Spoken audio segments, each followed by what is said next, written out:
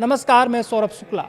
तमिलनाडु की राजनीति में आज एक ऐसा इतिहास लिखा गया है जिसने सबको हैरान कर दिया है। फिल्मी पर्दे पर दुश्मनों को धूल चटाने वाले थलपति विजय ने अब सियासत के मैदान में भी झंडे गाड़ दिए हैं।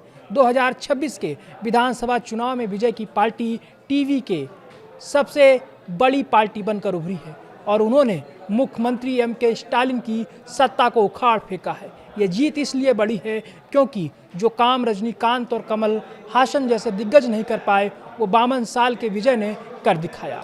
उन्होंने सिर्फ राजनीति में कदम नहीं रखा, बल्कि सिनेमा को हमेशा के लिए गुड बाय कहकर अपना सब कुछ दांव पर लगा दिया था।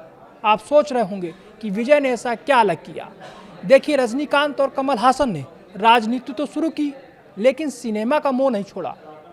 विजय ने चुनाव से पहले अपनी आखिरी फिल्म पूरी की और साफ कह दिया कि अब सिर्फ जनता की सेवा होगी। उन्होंने किसी भी बड़े दल से गठबंधन नहीं किया।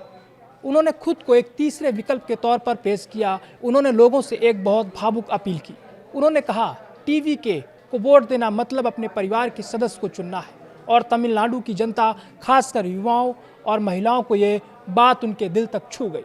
तमिलनाडु में मुफ्त सुविधाओं की राजनीति पुरानी है, लेकिन विजय ने एक नए लेवल पर पहुंचा दिया है। चलिए उनके उन वादों पर नज़र डालते हैं जिन्होंने पासा पलट दिया। महिलाओं के लिए हर महीने 2500 रुपये की आर्थिक मदद, साल में 6 फ्री गैस सिलेंडर, शादी के लिए 8 ग्राम सोना और मुफ्त बस यात्रा। वहीं युवाओं के लिए बेरोजगारों को 4000 रुपये प्रति महीना, 5 लाख सरकारी नौकरियां और एजुकेशन के लिए 20 लाख तक का बिना ब्याज का लोन देने का भी ऐलान किया था। किसानों और मजदूरों के लिए किसानों का 50% कर्ज माफ़ और खेतिहर मजदूरों को रुपये 10,000 की आर्थिक मदद करने का भी ऐलान किया था। स्वास्थ्य को लेकर हर परिवार को 25 लाख रुपए तक का हेल्थ इंश्योरेंस के लिए भी घोषणा किया गया था।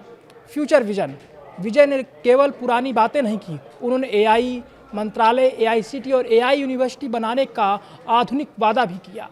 तमिलनाडु और सिनेमा का रिश्ता बहुत गहरा है। एमजीआर, जयललिता और करुणानिधि ये सब फिल्मी दुनिया से आए और दशकों तक राज किया, लेकिन पिछले कुछ सालों में ये परंपरा कमज़ोर पड़ रही थी। विजय ने उस सुपरस्टार राजनेता के दौर को फिर से जिंदा कर दिया है। विजय के पिता ईसाई हैं, माँ हिंदू है और उनकी छवि एक ऐसी शख्सियत की है जो समाज के हर वर्ग को साथ लेकर चलती है। उन्होंने गांव-गांव जाकर मछुआरों, बुनकरों और मिल मजदूरों से बात की, जिससे उन्हें जमीनी नेता की पहचान मिली। अब सवाल यह है कि क्या विजय इन भारी भरकम वादों को पूरा कर पाएंगे? क्या तमिलनाडु की अर्थव्यवस्था इन मुफ्त सुविधाओं का बोझ उठा पाएगी? जीत तो मिल गई है, लेकिन असली परीक्षा अब शुरू होगी जब थलपति मुख्यमंत्री की कुर्सी संभालेंगे। आपको क्या लगता है? क्या विजय तमिलनाडु के अगले एमजीआर साबित होंगे? कमेंट में अपनी राय जरूर बताएं।